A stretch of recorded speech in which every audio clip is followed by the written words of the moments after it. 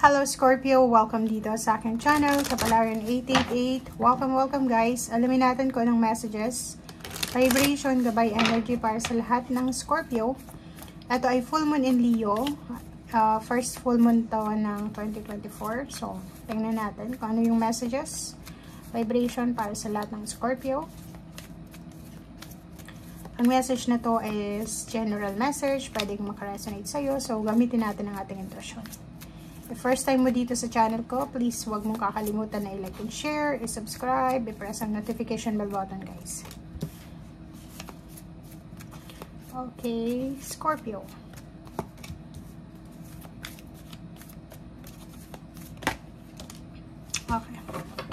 Okay, Scorpio, ang galing ng baraha mo. May iba sa'yo dito, Scorpio. Pwedeng iba. Yung iba, pwedeng yung iba makaka-resonate, pwedeng iba hindi. But, in general,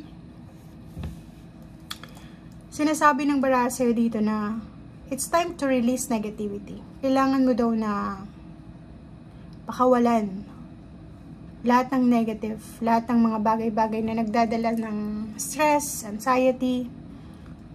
Pakawalan mo na daw. Oras na para pakawalan yung relationship na hindi para sa'yo, toxic relationship, family, friends, work, situation, grudges, past, na hindi na nakakatulong sa progress mo. Yung parang i-release natin yung mga blockages, yung nagbablock sa success mo. Yung mga bagay-bagay, sitwasyon, nakaraan, kasalukuyan, na feeling mo binablock yung blessings na dapat ay dumating sa'yo.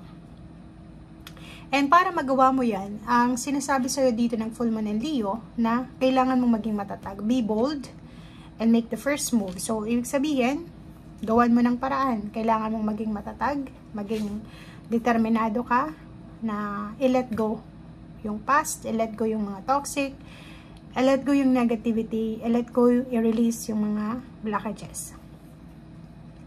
And once na na-let go mo na daw, sinasabi sa'yo ng another card na doon papasok yung new start or new beginnings. So, hindi ka daw makakapagsimula ng bagong buhay, ng bagong pagmamahal, bagong trabaho, or pagbabago sa buhay mo kung hindi mo i-let go yung nakaraan. Kung hindi mo i-let go yung negativity, walang positive na papasok sa'yo. So, in general, sinasabi ng baraha, be courageous, be brave, be determined, be strong, have faith, na kailangan mo ng pakawalan ito. Kailangan mo ng pakawalan para makapagsimula ka na. Parang alpha omega. Endings, positive endings, and positive new beginnings. Diba? So, may magtatapos, may galang kang tapusin para makapagsimula ka ng bago. Okay. Isa lang. Okay. Segment. Same din dito. It's a confirmation card na kinakailangan mo daw na maging courageous, be true to yourself, and iwasan mong maging malungkot. Iwasan mong manghinayang, iwasan mo yung decision making na pabalik-balik. Diba yung nakapag-decision ka na, tapos magbabago na ulit, hanggang sa hindi mo na tinuloy. Okay?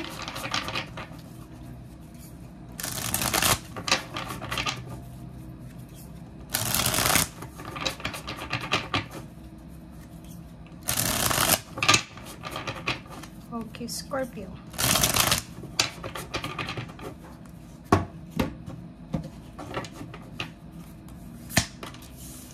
Okay, Scorpio, King of Swords, Nine of Pentacles, Nine of Swords, the Devil, and Queen of Rods. So, yun.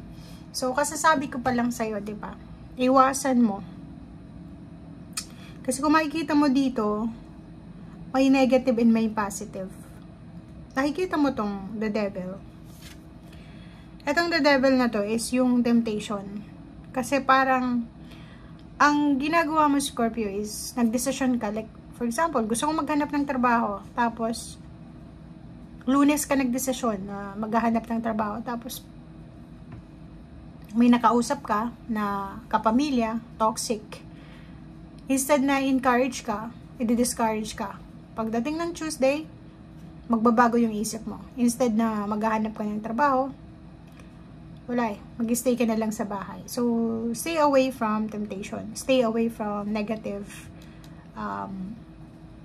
connection. So, yun nga, oras na para i-release mo yung negativity. Okay?